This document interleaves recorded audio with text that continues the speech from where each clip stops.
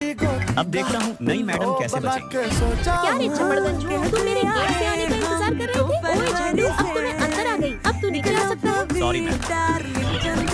अब मैं भी देखती हूँ अब ये बच्चे कैसे शैतानी करेंगे। आखिर मैं इन 13वीं क्लास के बच्चों का क्या करूं? एक तो ये पूरे दिन फोन चलाते रहते हैं और ऊपर से कॉलेज में बदमाशी करते हैं। आज मेरा पहला दिन है, इसलिए आज हम गेम खेलेंगे। पहले क्लैप पे लड़के, दूसरी क्लैप पे लड़कियां खड़ी होंगी। ये जीनी पागल हो गई है क्या? सभी लोग खड़े होकर जाएंगे, अपने फोन को अच्छे से पकड़ ले, नहीं तो वो गिर जाएगा। फोन पकड़ने का आइडिया तो बढ़िया था। क्यों बेटा, तुमने मुझे इंस्टाग्राम पे फॉलो क्यों नहीं किया? क्या तुम पागल हो गई? एक तो फोन छीन लिया और फॉलो करने को बोल रही हो।